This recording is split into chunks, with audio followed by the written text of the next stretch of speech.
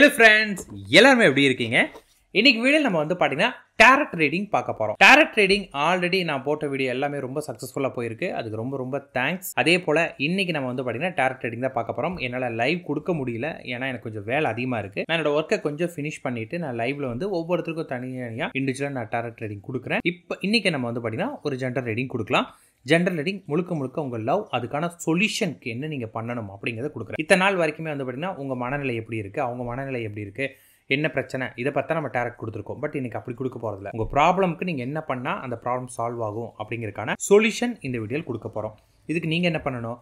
முதல்ல ஏதாவது பிஸியான ஒர்க்கில் இருக்கேன், நான் ஏதாவது வேலை செஞ்சுட்டு இருக்கேன், பிஸி ஒர்க்கில் இருக்கேன், பிஸி ஷெடியூலில் இருக்கேன் அப்படின்னா தயவு செஞ்சு எல்லாத்தையும் விட்டுருங்க. நீங்கள் எப்போ ஃப்ரீயாக இருக்கீங்களோ அப்போ மட்டும் இந்த வீடியோ பார்க்க ஆரம்பிங்க. ஏன்னா பிஸியோட பார்க்குறப்ப உங்களுக்கு ஃபோக்கஸிங் கரெக்டாக வராது. அப்படியே நீங்கள் பண்ணிங்கன்னா உங்களுக்கு அது சரியாக. அதனால் வந்து பார்த்தீங்கன்னா கொஞ்சம் ஃப்ரீயான பிறகு நீங்கள் பார்க்க ஆரம்பிங்க. இப்போ நீங்கள் ஃப்ரீயாக இருக்கிறீங்க அப்படின்னா ஒரு அமைதியான ஒரு இடத்துல போய் உட்காந்துக்கோங்க. கண்களை மூடிக்கிட்டு உங்கள் பார்ட்னரை நினைக்க ஆரம்பிங்க. உங்கள் பார்ட்னரோட உருவம் உங்கள் மனக்கண்ணில் தெளிவாக வந்த பிறகு நீங்கள் என்ன பண்ணணும் அப்படின்னு கேட்டிங்கன்னா டிஸ்பிளே பாருங்கள். டிஸ்பிளேல A and B அப்படின்னு உங்களுக்கு ரெண்டு ஆப்ஷன் கொடுத்துருப்பேன். இதுல நீங்க வந்து பாத்தீங்கன்னா எதை வேணாலும் சூஸ் பண்ணலாம். உங்க மைண்டுக்கு என்ன வேர்டு வருதோ அதுதான் உங்களுக்கான ப்ரெடிக்ஷனுக்கானது. நீங்க A சூஸ் பண்ணீங்கன்னா A சொல்றது உங்களுக்கானது, B சூஸ் பண்ணீங்கன்னா B உங்களுது. ஸோ கண்களை மூடிக்கோங்க, உங்க பார்ட்னரை நினைங்க, உணர்வுபூர்வமா நினைங்க, ரியாலிட்டி லெவலுக்கு நினைச்சிட்டு அதன் பிறகு நீங்க வந்து A or B சூஸ் பண்ணிக்கோங்க. இப்போ நான் வந்து Aக்கான ப்ரெடிக்ஷன் கொடுக்க ஆரம்பிக்கிறேன்.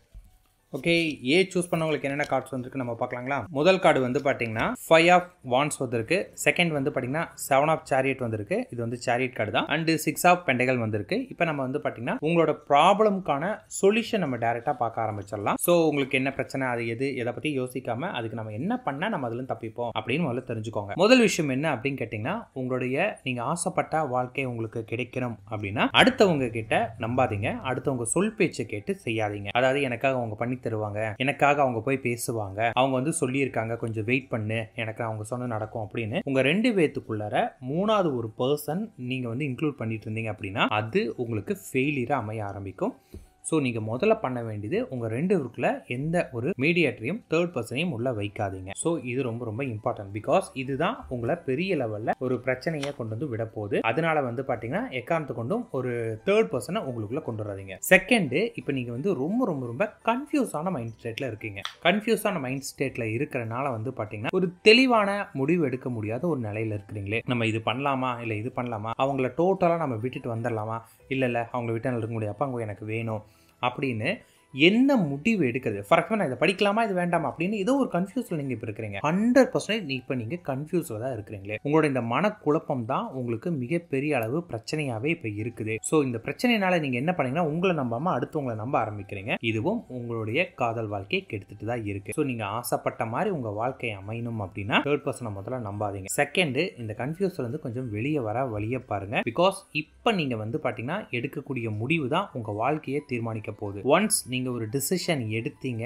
அப்படின்னா அதை எக்காரணத்து கொண்டும் யாருக்காகவும் நம்ம மாற்றக்கூடாது. ஸோ அதில் தெளிவாய்க்கோங்க. ஸோ நான் இப்போ ஒரு முடிவு எடுக்கிறேன், அப்புறமேட்டு ஒரு முடிவு எடுக்கிறேன், இதை செய்யலான் இருக்கிறேன், இதை செய்யாமல் விட்டுருவேன் அப்படின்னு ஒவ்வொரு டைமுக்கும் வந்து பார்த்தீங்கன்னா மாற்றிட்டே இருக்காதீங்க. ஸோ என்னால் வந்து ஒரு முடிவு நான் எடுக்க முடியலைங்க, அப்போ நான் என்ன பண்ணலாம் அப்படின்னு நினச்சிங்க அப்படின்னா நீங்கள் மேக்ஸிமம் ஒரு தேர்ட் பர்சன் கிட்ட அட்வைஸ் கேளுங்க. அட்வைஸ் கேட்கலாம், ஆனால் அவங்கள உங்களுக்கு ரெண்டு பேத்துக்குள்ள மீடியேட்டராக வர விட்றாதீங்க. இந்த மாதிரி நான் ஒரு பிரச்சனையில் இருக்கேன், நான் என்ன பண்ணலாம், இது நான் பண்ணலாமா வேண்டாமா, இதை நான் செய்யலாமா வேண்டாமா, இல்லை நான் என்ன பண்ணால் சரியாக இருக்கும் அப்படின்னு அட்வைஸ் கேளுங்க. அதாவது உங்களால் டோட்டலாகவே முடியல, என்னால் முடியவே இல்லைங்க, நான் என்ன பண்ணுறதுன்னு எனக்கு தெரியலைங்க, ரொம்ப குழப்பமாக தான் இருக்கிறேன் அப்படின்னா மட்டும் அட்வைஸ் கேளுங்க. அந்த அட்வைஸ் கொடுக்குற பர்சனையுமே உங்கள் ரெண்டு பேத்துக்குள்ளார இடையில கொண்டு வந்தாலும் உங்களுக்கு பிரச்சனையாக மாறிடும். ஸோ இது அடுத்தது நீங்கள் என்ன பண்ணணும் அப்படின்னு கேட்டிங்கன்னா கொஞ்சம் பரிகாரங்கள் பண்ண ஆரம்பிங்க. முடிஞ்ச அளவுக்கு வந்து பார்த்தீங்கன்னா தான தர்மம் பண்ண ஆரம்பிங்க. இல்லாதப்பட்டவங்களுக்கு கொஞ்சம் காசு கொடுங்க. உங்கள் கையில் கன்ஃபார்மாக காசு இருக்கும், நீங்கள் கவலையப்பட வேண்டாம்.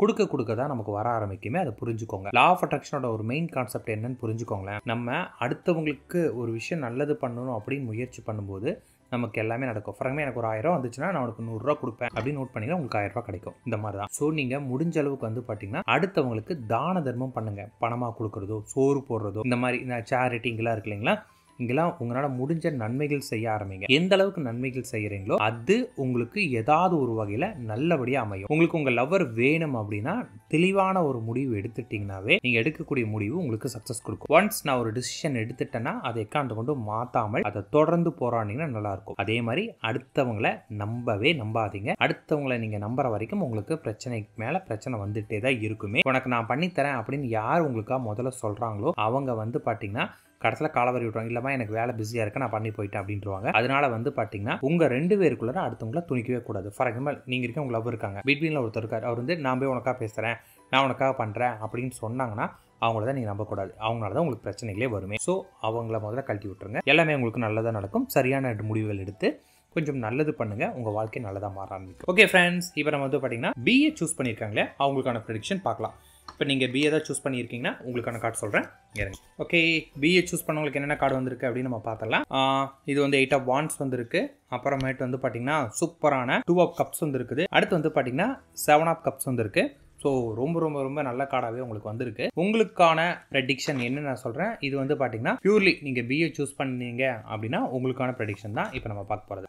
ஆக்சுவலி வந்து பார்த்தீங்கன்னா உங்களோட வாழ்க்கையில் வந்து நீங்கள் சரியான விதத்தில் சரியான முடிவுகள் எடுக்க மாட்டேங்கிறீங்க. எதை ஃபஸ்ட்டு செய்யணும், எதை செகண்ட் செய்யணும், எதை ப்ராப்பராக செய்யணும், எதை சரியான வழியில் செய்யணும் அப்படின்னு உங்களுக்கு தெரிய மாட்டேங்குது. நீங்கள் செய்யக்கூடிய அந்த தவறுகள் தான் உங்களுக்கு பிரச்சனையாகவே வந்துட்டு இருக்கு. நீங்கள் நல்லதுன்னு போய் ஒரு விஷயம் பண்ணுறீங்க, ஆனால் அது தப்பாகும், தப்பான முடிவுகளாக உங்களுக்கு மாற ஆரம்பிக்கும். இப்போ உங்களுக்கு இருக்கக்கூடிய மனநிலைக்கு வந்து பார்த்தீங்கன்னா நீங்கள் என்ன பண்ணாலுமே தப்பு தான் ஆகுமே. ஸோ உங்களுக்கு வந்து பார்த்தீங்கன்னா சரியான ஆர்கனைஸ் பண்ண தெரியல, எது ஃபஸ்ட்டு செய்யணும் எது செகண்ட் செய்யணும் தெரிய மாட்டேங்குது. அடுத்தது நீங்கள் வந்து சரியான அறகுறையாகவும் இருக்கு. எந்த ஒரு விஷயத்தை நீங்க பண்ணாலுமே அதை முழுசா முடிக்கணும், ஆனா நீங்க அப்படி முடிக்கவும் மாட்டேங்கிறீங்க.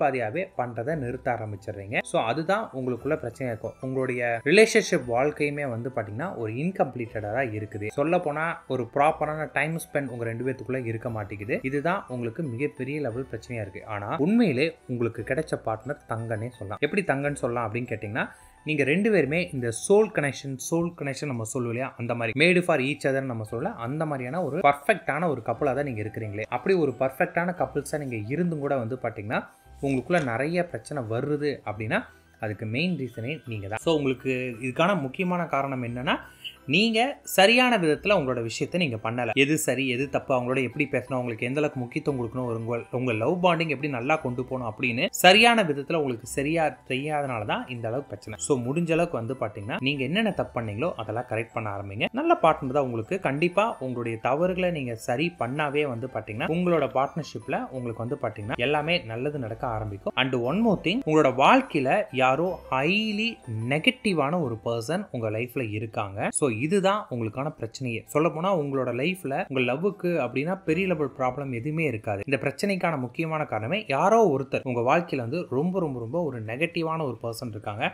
அவங்க வந்து பார்த்தீங்கன்னா சரியான ஒரு ஃப்ராடாக கூட இருக்கலாம். அது யாரா வேணாலும் இருக்கலாம். ஆனால் அவங்க வந்து பார்த்தீங்கன்னா ஏதோ ஒரு ஃப்ராடுத்தனம் பண்ணிட்டு இருக்காங்க. அந்த ஃப்ராடுனால தான் வந்து உங்களுக்கு பிரச்சனையே. சொல்ல போனால் உங்ககிட்ட எல்லாமே இருக்கு. நல்ல பார்க்குறக்கும் நல்லா இருப்பீங்க. உங்களை பொறுத்தளவுக்கு வந்து பார்த்தீங்கன்னா ஒரு நல்ல ஜாப் இருக்கு, நல்லா படிச்சிருக்கீங்க, அப்படிங்கிற எல்லா விதமான டேலண்ட் எல்லாமே இருக்கு. ஆனால் உங்களால் வந்து உங்கள் லைஃப்பை சரியாக அமைச்சிக்க முடியல. நல்ல சோல் கனெக்டான உங்களை புரிஞ்சிக்கூடிய ஒரு நல்ல பார்ட்னராக இருந்துமே அதை சரியாக யூஸ் பண்ணிக்க தெரியல. அந்த நெகட்டிவ் பர்சன் உங்கள் வாழ்க்கையில் யாருன்னு கண்டுபிடிச்சு முதல்ல அவங்களை எலிமினேட் பண்ணிடுங்க. அவங்க தான் உங்களை மேலும் மேலும் நெகட்டிவாக கண்டுபிடிக்க ரொம்ப பெரிய விஷயம்லாம் கிடையாது. அவங்க எப்போ பாரு உங்கள் பார்ட்னரை பற்றி தப்பாக சொல்லிட்டு இருக்கலாம். இல்லையா உனக்கு நான் கூட இருக்க நான் பண்ணுறேன் அப்படின்னு சொல்லி நிறைய நெகட்டிவான விஷயங்களை வந்து பேசிட்டே இருப்பாங்க. நல்லவன் அவங்கள பற்றி சொல்லிட்டே இல்லை, அவன் இப்படி பண்ணிட்டான் அப்படி பண்ணிட்டான் அப்படின்னு உங்கள் கூட இருந்து யாரோ ஒருத்தர் கழுத்தெடுத்துட்டு இருக்காங்க. அது யாருன்னு பார்த்து அவங்களோட ஃப்ரெண்ட்ஷிப்பை கட் பண்ணிட்டீங்க அப்படின்னா உங்களுக்கு எல்லாமே நல்லதாக நடக்கும். ஒரு விஷயம் செய்யறதுக்கு முன்னாடி கொஞ்சம் பொறுமையாக யோசிச்சு செய்யுங்க. இதை நம்ம செய்யலாமா வேண்டாமா, இதை நம்ம செஞ்சோம்னா முழுசா செஞ்சு முடிக்க முடியுமா, ஸோ அப்படின்னு தெளிவாயிட்டு நீங்க பண்ணுங்க. கலப்படைங்க, உங்க பார்ட்னர் உங்களை விட்டு எங்கேயும் போக மாட்டாங்க. கண்டிப்பா உங்களுக்கு உங்க பார்ட்னர் கிடைச்சிருவாங்க. நீங்க அவங்களோட கொஞ்சம் டைம் அதிகமா ஸ்பெண்ட் பண்ணீங்கன்னா போதும். மனசு விட்டு பேசுங்க. ஸோ உங்களுக்கு கூட இருக்கக்கூடிய நெகட்டிவ் பர்சனை விட்டுட்டு மனசு விட்டு கொஞ்சம் நேரத்தை ஒதுக்கி பேச ஆரம்பிங்க. அப்ப எல்லா பிரச்சனையும் சால்வ் ஆக ஆரம்பிக்கும். டோன்ட் வரி, லைஃப் நல்லா தான் உங்களுக்கு இருக்கு. All the best.